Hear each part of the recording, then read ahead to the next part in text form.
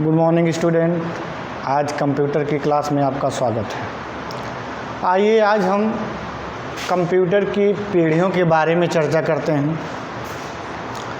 पिछले दिनों कंप्यूटर के बारे में हमने कुछ और चर्चाएं की थी, कुछ और वीडियो बनाए थे, आपको भेजा भी गया था, जिसमें आपको कंप्यूटर का इंट्रोडक्शन, कंप्यूटर का परिचय बताया गया था, कंप्यूटर की विशेषताएं बताई गई थी, कंप्यूटर की सीमाएं बताई गई थी। उसके पश्चात हम आपको नंबर सिस्टम पे लेके चले गए थे। आज पुनः हम कंप्यूटर की पीढ़ियों के बारे में चर्चा करेंगे। आइए हम शुरुआत करते हैं कंप्यूटर की प्रथम पीढ़ी। कंप्यूटर की प्रथम पीढ़ी की जो शुरुआत है ये 1946-1956 से माना जाता है, लेकिन इस प्रथम पीढ़ी की जो शुरुआत 1946 से शुरू होता है।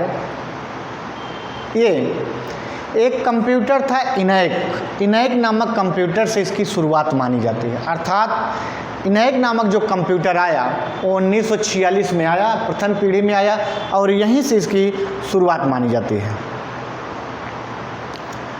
प्रथम पीढ़ी के जो कंप्यूटर इनैक बना उसका जो भार था वो 30 मीट्रिक टन था। 30 मीट्रिक टन इनैक नामक कंप्यूटर जो प्रथम पीढ़ी में आया उसका जो भार था वो 30 मीट्रिक टन था, अर्थात बहुत भारी था। और प्रथम पीढ़ी के कंप्यूटर में जो प्रयोग किया गया वो वैक्यूम ट्यूब प्रयोग किया गया। क्या प्रयोग किया गया? वैक्यूम ट्यूब, जिसका निर्माण 1904 में हुआ था। कब हुआ था? 1904 में। वैक्यूम ट्यूब का निर्माण 1904 में हुआ था और ये प्रथम पीढ़ी में प्रयोग किया गया। और प्रथम पीढ़ी में जो कंप्यूटर बना इनैक नामक कंप्यूटर बना जिसका भार था 30 मीट्रिक टन। इम्पॉर्टेंट बात है, एक नंबर में सवाल पूछा जाता है कि वैक्यूम ट्यूब का प्रयोग किस पीढ़ी में किया जाता है। वैक्यूम ट्यूब का प्रयोग किस पीढ़ी में किया जाता है, एक नंबर का सवाल आता है। कंपटीशन से लेकर के आपके बोर्ड परीक्षाओं तक के क्वेश्चन पूछे जाते हैं, इसको आप भूलिएगा नहीं। वैक्यूम ट्यूब का प्रयोग प्रथम पीढ़ी के कंप्यूटर में किया जाता है, ध्यान दीजिएगा। अगर वैक्यूम ट्यूब का प्रयोग प्रथम पीढ़ी में किया गया तो सीधी सी बात है कि उसका वजन 30 मीट्रिक टन था। किसका? इनैक नामक कंप्यूटर का। तो कंप्यूटर का आकार इस पीढ़ी में क्या था? बहुत बड़ा था। और जब कंप्यूटर का आकार बहुत बड़ा था तो बड़ा होने के कारण इसको संचालित करने के लिए 2-3 ऑपरेटर लगते थे। जो 2-3 ऑपरेटर इस पर कार्य करते थे वो लगातार कार्य करते थे जब तक कि कंप्यूटर स्टार्ट से लेकर के बंद ना हो जाए। प्रथम पीढ़ी के कंप्यूटर की एक विशेषता और थी कि ये बहुत जल्दी गर्म होता था। क्यों गर्म होता था? क्योंकि इसमें जो वैक्यूम ट्यूब था, वैक्यूम ट्यूबों की संख्या इतना ज़्यादा थी, लगभग आप मान के चलिए कि वैक्यूम ट्यूब की संख्या 18,000 के आसपास थी। वैक्यूम ट्यूब की संख्या 18,000 जब वैक्यूम ट्यूब प्रथम पीढ़ी में लग गए तो खासियत क्या हुई इसकी कि ये हीट ज़्यादा होने लगा, अर्थात गर्म ज़्यादा होने लगा। गर्म होने का कारण था कि ये पावर की खपत ज़्यादा लेता था। पावर की खपत होने से ये हीट जल्दी होता था। हीट होने के कारण ये हमारा कंप्यूटर हैंग होता था, इसलिए इसको हमेशा एसी में रखा जाता था, एयर कंडीशन में रखा जाता था। तो उसको प्रथम पीढ़ी के कंप्यूटर को, आइए प्रथम पीढ़ी के कंप्यूटर में वैक्यूम ट्यूब का प्रयोग किया गया जिसका निर्माण 1904 में किया गया। प्रथम पीढ़ी के कंप्यूटर में लगभग 18,000 वैक्यूम ट्यूब का प्रयोग किया गया। एक इनैक नामक कंप्यूटर बना जिसका वजन 30 मीट्रिक टन था और इसमें ताप अधिक लगता था, विद्युत की खपत ज़्यादा होती थी, इसलिए इसको एसी में रखा जाता था। इस पीढ़ी के कंप्यूटर में इनैक और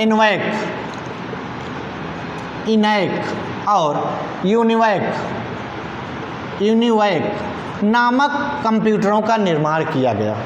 किसका निर्माण किया गया? इनैक और यूनिवैक नामक कंप्यूटरों का निर्माण किया गया। इस पीढ़ी के जो कंप्यूटर थे पूर्णतः पंच कार्ड पर आधारित थे। किस पे आधारित थे? पंच कार्ड पर। किस पे आधारित थे? पंच कार्ड पर आधारित थे प्रथम पीढ़ी के कंप्यूटर। टोटल पंच कार्ड पर आधारित थे और इस पीढ़ी के कंप्यूटर में मशीनी भाषा और असेंबली भाषा का प्रयोग किया गया। किसका प्रयोग किया गया? मशीनी भाषा, मशीनी और असेंबली भाषा, इन्हीं दो भाषाओं का प्रयोग किया गया। अर्थात प्रथम पीढ़ी के कंप्यूटर में मशीनी भाषा और असेंबली भाषा का प्रयोग किया गया। यह टोटल पंच कार्ड पर आधारित है। वैक्यूम ट्यूब का निर्माण किया गया, वैक्यूम ट्यूब का प्रयोग इस पीढ़ी में किया गया, जिसमें लगभग 18,000 वैक्यूम ट्यूब का एक साथ प्रयोग होने से ये कंप्यूटर हीट जल्दी होता था। इस पीढ़ी के जो कंप्यूटर बने, विनायक नामक कंप्यूटर बने, जिसका वजन लगभग 30 मीट्रिक टन था।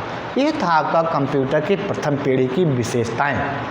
आइए बच्चों हम चलते हैं कंप्यूटर की द्वितीय पीढ़ी।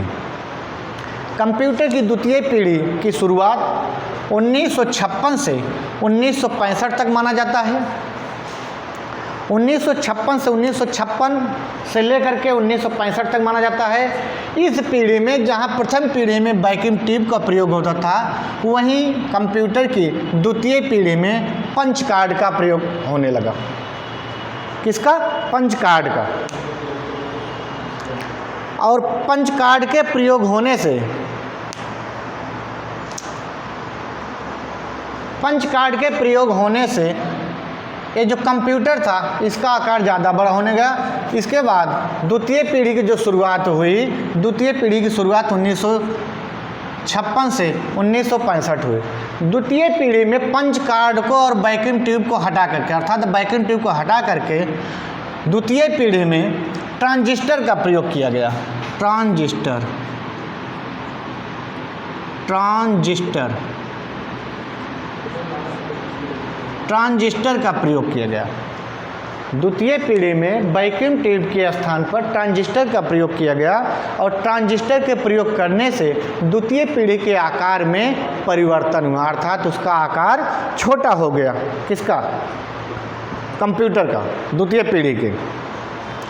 जब इसका आकार छोटा हो गया, क्योंकि वैक्यूम ट्यूब का आकार बहुत बड़ा था और 18,000 वैक्यूम ट्यूब लगते थे, उसको हटा करके ट्रांजिस्टर का प्रयोग किया गया। ट्रांजिस्टर के प्रयोग करने से इस पीढ़ी के जो कंप्यूटर थे उनका आकार छोटा हो गया। जब आकार छोटा हो गया तो इसमें विद्युत की खपत भी कम होने लगी, और जब विद्युत की खपत कम होने लगी तो इसके जो हीट होने की क्षमता थी वो कम हो गई। और जब हीट कम होने लगा तो एसी की जो क्षमता है, जहाँ प्रथम पीढ़ी के कंप्यूटर में 4 दिशाओं में 4-4 एसियों, 5-5 एसियों का प्रयोग होता था, वहीं पे इस पीढ़ी में 1 या 2 एसी का प्रयोग होने लगा, जिससे कंप्यूटर हीट नहीं होता था। द्वितीय पीढ़ी की जो सबसे मुख्य विशेषता थी वो थी इंटरनल मेमोरी का प्रयोग। प्रथम पीढ़ी में इंटरनल मेमोरी, इंटरनल मेमोरी, आंतरिक मेमोरी आप कह लीजिए, आंतरिक मेमोरी, आंतरिक मेमोरी, आंतरिक मेमोरी का प्रयोग द्वितीय पीढ़ी में हुआ। किसका प्रयोग हुआ? द्वितीय पीढ़ी में हुआ। और इस पीढ़ी में कोबोल और फॉरट्रैन, कोबोल, कोबोल और फॉरट्रैन नामक भाषाओं का प्रयोग है। COBOL common oriented business of language, FORTRAN formula translator, इन दो भाषाओं का प्रयोग द्वितीय पीढ़ी में किया गया। द्वितीय पीढ़ी में और इसकी क्या थी विशेषता? जब इन दो भाषाओं का प्रयोग किया गया तो इसकी क्षमता भी प्रथम पीढ़ी की अपेक्षा द्वितीय पीढ़ी के कंप्यूटर की क्षमता बढ़ गई, क्योंकि जब आकार छोटा हुआ तो उसकी स्टोरेज कैपेसिटी क्या हो गई? बढ़ गई। इसके बाद आपका आता है कंप्यूटर की तृतीय पीढ़ी। कंप्यूटर की तृतीय पीढ़ी 1965 से 1976, कहीं कहीं आपको 71 भी मिलेगा। कंप्यूटर की तृतीय पीढ़ी की शुरुआत 1965 से 1976 तक माना जाता है। कंप्यूटर की तृतीय पीढ़ी में जहां प्रथम पीढ़ी में वैक्यूम ट्यूब का प्रयोग हुआ, द्वितीय पीढ़ी में ट्रांजिस्टर का प्रयोग हुआ, वहीं कंप्यूटर की तृतीय पीढ़ी में आईसी का प्रयोग हुआ। किसका प्रयोग हुआ? आईसी का प्रयोग हुआ, integrated circuit, integrated circuit integrated circuit IC का प्रयोग हुआ कंप्यूटर की तृतीय पीढ़ी में। और कंप्यूटर की तृतीय पीढ़ी में आईसी का प्रयोग होने से इसके आकार और भार में सबसे ज़्यादा कमी आई। किसके?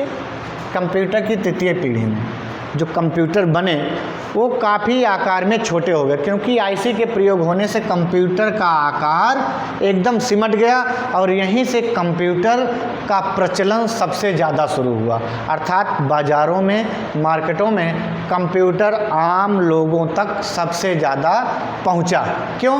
क्योंकि जब कंप्यूटर के आकार में कमी होने लगी, अर्थात छोटा हो गया कंप्यूटर का आकार और पोर्टेबल हो गया। पोर्टेबल का मतलब था कि जब आकार में कमी आई तो एक स्थान से दूसरे स्थान पर कंप्यूटर को ले जाने में सबसे ज़्यादा आसानी हुई, जो आम लोगों के बजट और उस आम लोगों के पहुंच तक ये साबित हुआ।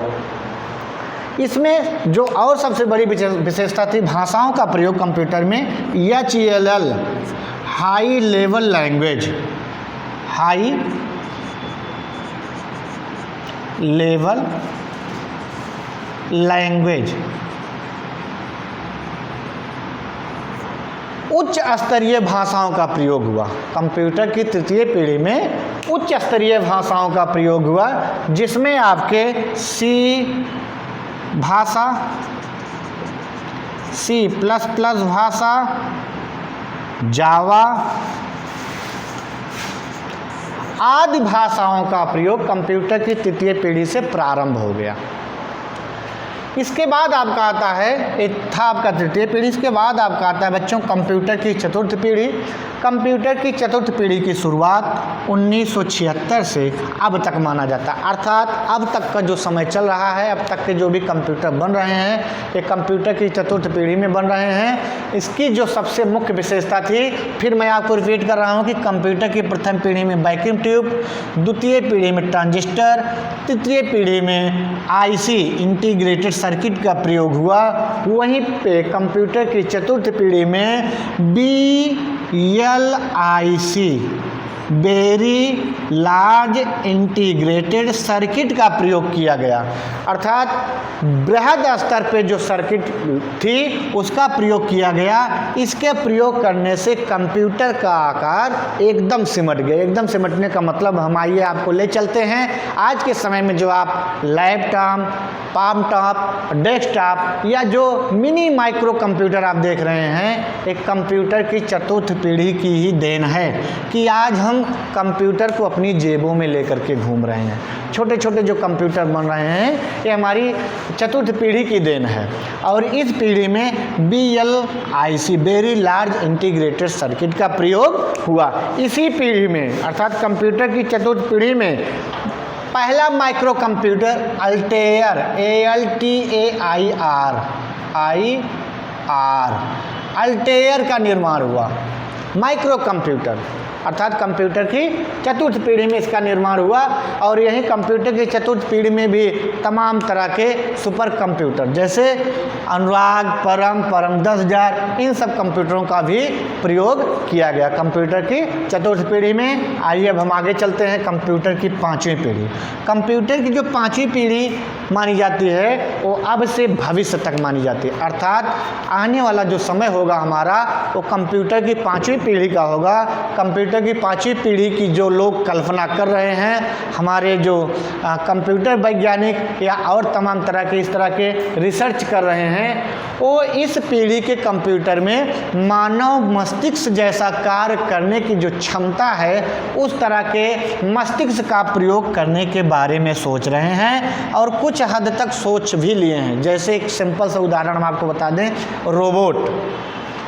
रोबोट का निर्माण एक कंप्यूटर की पाँचवीं पीढ़ी अर्थात चौथी से स्टार्ट होता है और पाँचवीं में क्रिएशन अर्थात पाँचवीं में पूर्ण क्रिएशन पूर्णतः है बन गया कौन? रोबोट। लेकिन आज भी रोबोट को संचालित करने के लिए मानव का प्रयोग किया जा रहा है, किसी मशीनी या कंप्यूटर का प्रयोग नहीं किया जा रहा है, क्योंकि रोबोट को ऑपरेट करने के लिए कोई न कोई एक ऑपरेटर होता है जो उसको ऑपरेट करता है। तो अभी इस प्रक्रिया में हम बहुत ज़्यादा विकसित नहीं हो पाए हैं, लेकिन विकास की प्रक्रिया जारी है। और भविष्य में यदि ऐसा हो जाता है तो हम लोगों को सुनने के लिए और देखने के लिए मिलेगा। ये था आपका बच्चों कंप्यूटर की 5वीं पीढ़ी, अर्थात प्रथम, द्वितीय, तृतीय और चतुर्थ और 5वीं पीढ़ी मैंने आपको बता दिया।